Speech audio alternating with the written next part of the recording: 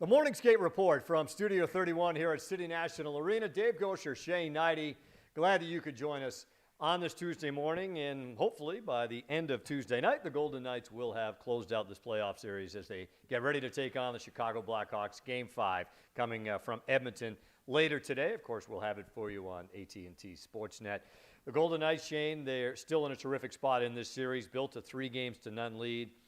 Corey Crawford's the only reason we're sitting here today talking about a Game 5. Fantastic against the Golden Knights.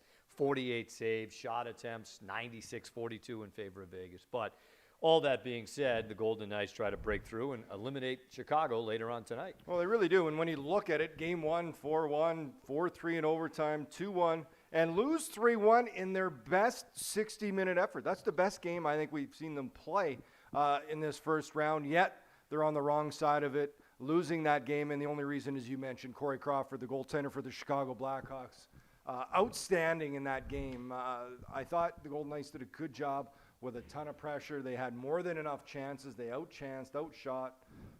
It's just one of those things. That's the game of hockey. When you run into a goaltender that has a game like Crawford did, and you see it throughout playoffs, they steal games, and that's exactly what happened. He was just zoned in, everything laser focused, saves. He saw a lot of shots. Maybe the only criticism, Pete DeBoer mentioned it too, said they need to get more bodies, take away the eyes of Crawford so he can't see the puck as clear. But I don't know if it would have made much difference. He just seemed to be, in that area where nothing was going to get by him. It was just the one shot from Shea Theodore that found its way. But he all night long, and it builds confidence for the players in front of him. And credit to that, the Blackhawks, Dave, they blocked a ton of shots. So they had a lot of sacrifice in front of them and felt if he could see the puck, he'd make the save, and that was certainly the case. Yeah, 32 block shots for the Hawks in that Game 4, which is an insane number, 32 blocks, that the Golden Knights weren't able to get shots towards the net. Nick Cousins had 8 of his shots blocked. His line was terrific, and we'll get to them in a moment. But 48 saves for Crawford, the most that he has made in a non-overtime playoff game in his career. And that's been a long career for him, of course, a 2-time Stanley Cup winner. The other note, as we said, the shot attempts, 96-45 in favor of the Golden Knights. But, we chatted a little bit with Pete DeBoer yesterday, Shane, and to your point, saying, that maybe didn't take Crawford's eyes away enough, more people to the net, more traffic to the net. There were times, I think, where the Golden Knights were there, but they weren't quite there for screens or for rebounds. I do think they feel, and I think they're right, if they duplicate, for the most part, how they played in Game 4 and took that blueprint into Game 5 tonight, their chances of ending this series are really, really good. Well, I think that's it. Right now, it's to duplicate that type of effort, that type of game with a couple adjustments, taking away Crawford's, getting the screens, that net presence in front, bodies, second, third opportunities, win those battles for pucks. But certainly the effort level needs to be the same, I think, at a minimum, because Chicago's got a little bit of life now. A little more pressure kind of shifts to the Golden Knights to try and close this series out. That fourth win, always the toughest. And when you say 98 shot attempts, okay, now, Dave, what was in your coconut? The Columbus Tampa game, to put it in perspective, Columbus-Tampa, they played how many periods of hockey? A lot. 5 overtimes. 5 overtimes. And wasn't it 198 shot attempts by Tampa? Yes. Yeah, 299 total. 199 by Tampa. So they had just a little over 100 more shot attempts and 5 extra. That shows what the Golden Knights were able to generate in 3 periods of hockey. Feel very confident if they can generate something like that again here tonight, they will be on the right side and win. You're tuning in today, whatever mode, Twitter, Twitch, Facebook, Instagram. Send us your questions. Let us know where you're checking in, and we will certainly answer as many as we can. So the Golden Knights with an opportunity to wrap up this series. They're not alone. Colorado's up 3-1 in their series. So is Tampa.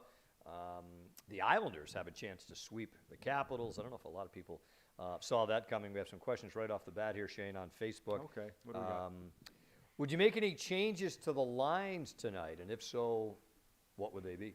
Oh, it would depend on health. So if Paul Stastny comes back and, where do you slot him in? It does get interesting if you bring a player in, because you mentioned that third line. I'm not touching Waugh, Tuck, and Cousins after that game.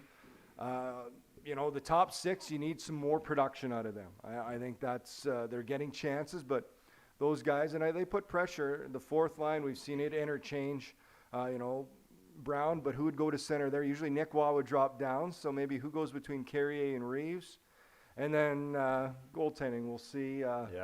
Still yet to know. One of those situations where I always say I'd be surprised. I wouldn't be surprised either way. It's so tough to know who's going to go. Is it going to be, Marc-Andre Fleury, to me, after his performance, deserves a start. But at the same time, do you want to, if you're going to go with Leonard, do you want to, he had the one goal he'd certainly like back, but do you want him to get in more of a rhythm? I think whoever starts this, it'll kind of give us a little more of a look into Pete DeBoer's thoughts going forward. A little bit back to your point about the top six. They were pretty quiet in Game 4, right? A lot of their best chances, including the first shift of the game, from the line of Brown, Carrier, and Reeves, where they were all over it right off the bat. We mentioned the play of Waugh along with Tuck and Cousins. They were fantastic all night long. So the top six, you've got Max Pacioretty that's been pretty quiet in the games he's played in this series, still looking for his first point of the series. No Paul Stastny. Pete DeBoer mentioned yesterday, over the course of the playoffs, your best players also have to be your most productive players if you're going to have a long playoff run. We talked about their depth, 14 different players with goals, 19 different players with points. That's tied for the most in the league, points-wise with Carolina. But no question that the most of their chances came from this third line of Waugh, Tuck, and Cousins in Game 4. And I think it's so important. Pete DeBoer mentioned yesterday, speaking about getting a third line, something they'd looked for all season long. Now they have it. These three guys just click. I think you got size between Waugh and Tuck. You got speed. I think Nick Cousins brings a lot of energy to that line. He's got better hands than maybe I thought him coming in. He's got an offensive game, really smart player. I like the way he's got the ability to make a lot of plays in small areas. There's different pieces to that line that really makes it work, and they're dominant. And I think the biggest piece to me was Alex Tuck. He had a great game, utilized his speed, his size, the one-on-one battles, his ability to fend off defenders. We saw him. How many times do you see him roll out in the offensive zone, use his reach, use his size, his speed to shield off defenders, to create that open space, which led to a shot or led to a pass. So they need that same performance from that line. It just adds depth, but as you were mentioning earlier, you'd like to see the production from that top six, and I know we will. Well, we mentioned Nick Cousins. His line was all over it in Game 4, and he talks about the chemistry that they have developed. Yeah, I think each and every game we kind of gain a little bit more our chemistry. And, playing with those guys, they're two big bodies. Tucky has so much speed.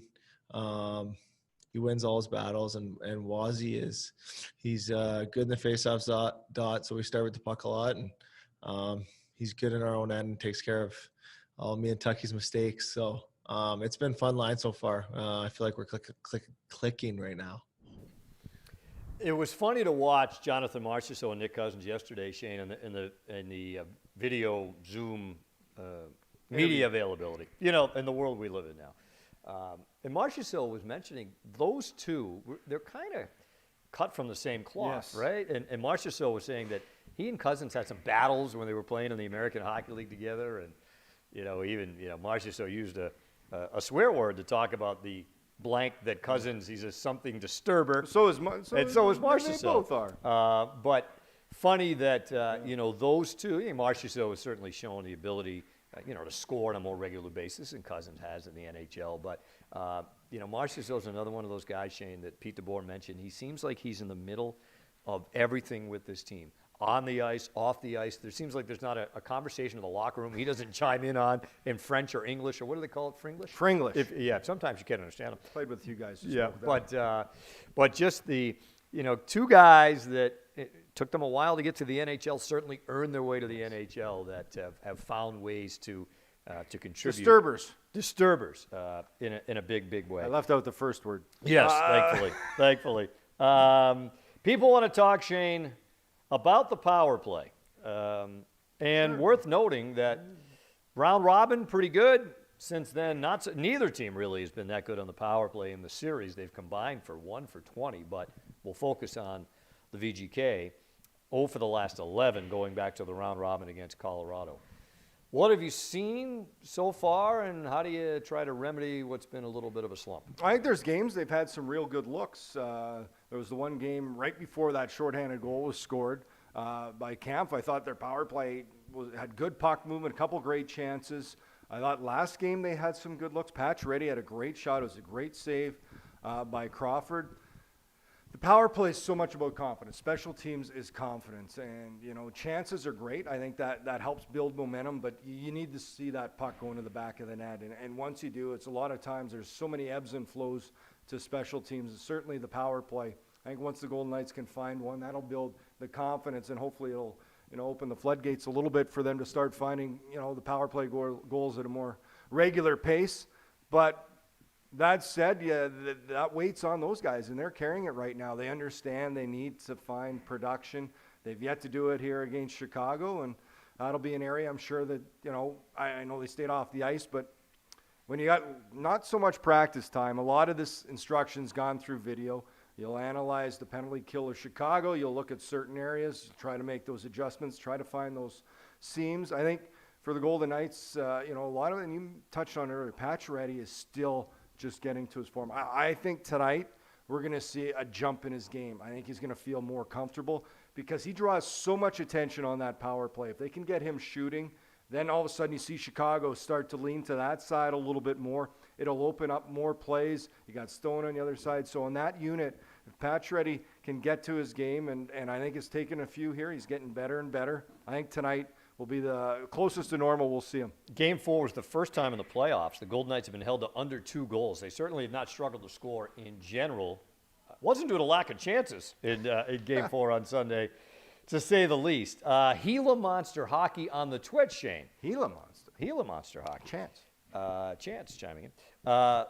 This is a pretty good one. Who's the best blank disturber that you played with? That I played with? Yeah, you played Brad Marchand. Yeah, I figured you were going in that was direction. a pretty easy one. His, well, I played with a few. There, Vaclav Verada. Do you remember him? Oh, sure. Played in Buffalo. I had him. Another guy, I don't know if he was that, Bobby Holik.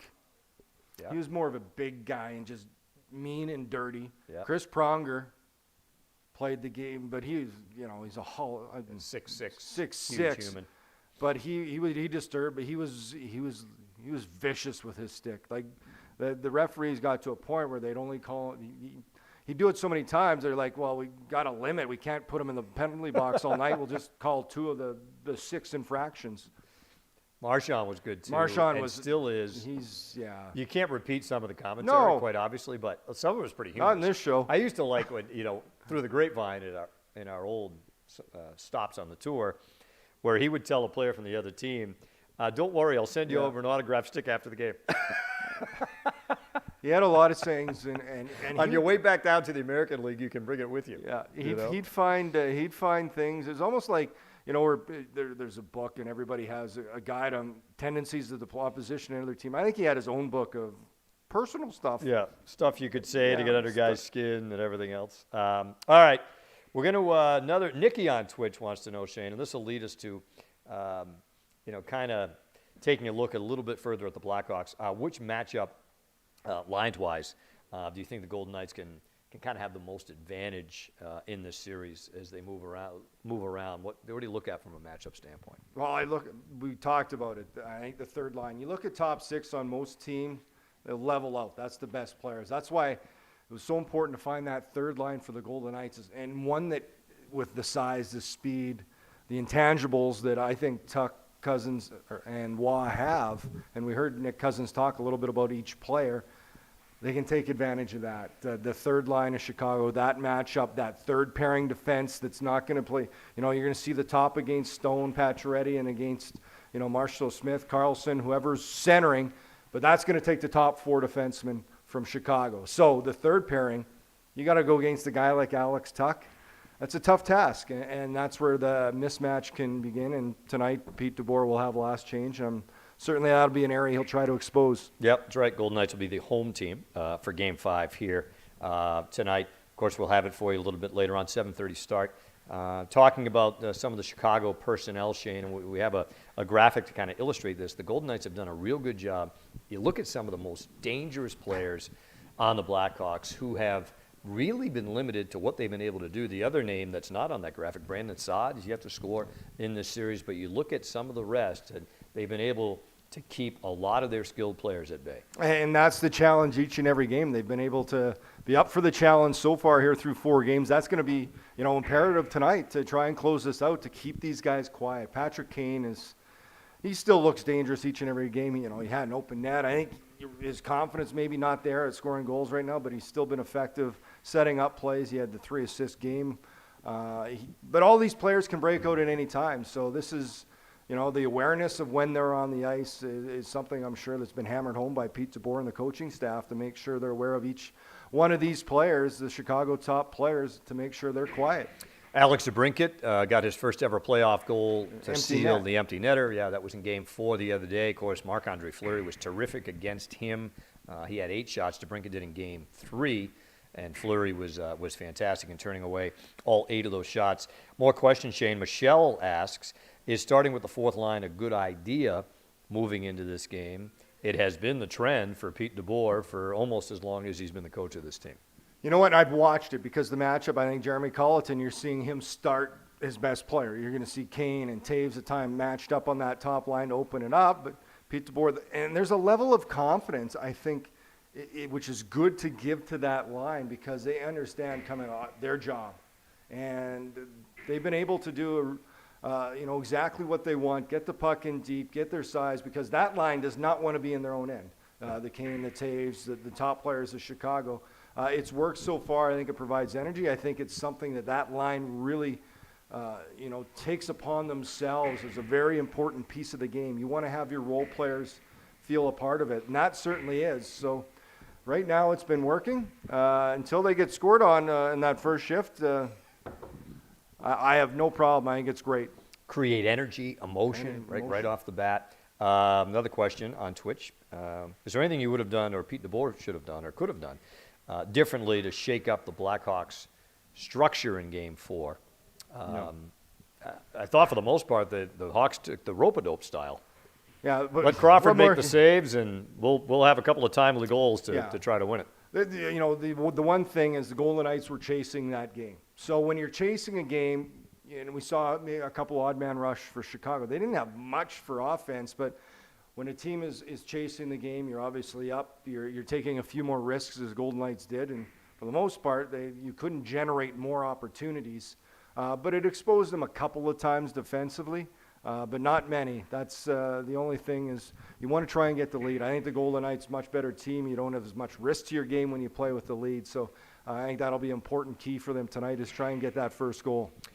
Golden Knights and Hawks here, Game 5 tonight. Golden Knights had not trailed at all in the first 3 games of the series. They didn't lead at all in Game 4.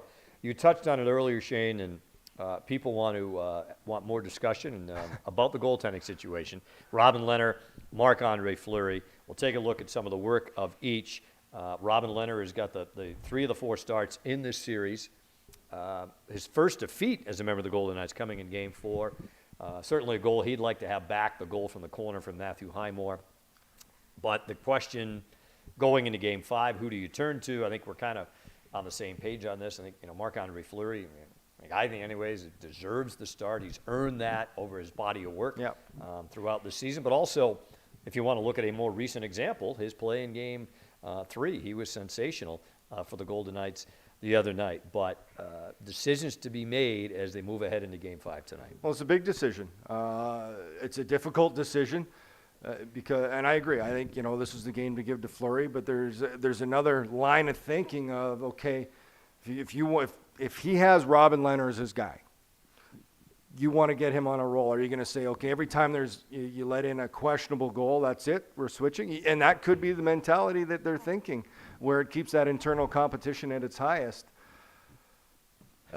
It is. I'm glad it's not my decision. I think I'm with you, though, on this one. I'd lean towards Marc-Andre Fleury. After his performance in Game 3, this would be a good time to go back to him. That said, if Robin Lehner's in, it gives him just as good a chance to win. It'll be a more difficult decision, I think, if that happens by Pete DeBoer, but it certainly maybe shows his line of thinking of who's going to be his guy going forward. Well, said Marc-Andre Fleury, and again, his regular season probably not where he wanted it to be, just if you look at some of the numbers. But, again, terrific in Game 3. And I think part of it is, too, Shane, just how, we know, I think we all know what he means to this team. Right? Internally, in that locker room, with a chance to wrap up the series tonight. But we'll see if it's Leonard or Fleury. We invite you to send in some more questions. We'll try to get to them before we kind of wrap things up. So the Golden Knights with an opportunity, Shane, to move on in this series. It's, when you look at if they had, and look, you always want to eliminate a team when you can. If they had swept, they were looking at a long layoff, right? A little silver lining, days, isn't there? Maybe? Yeah, and I know we were in the same spot with the Bruins back, it was over a decade ago now, but that team you were on had a long between After the first Philly. and second rounds, right? Second and third.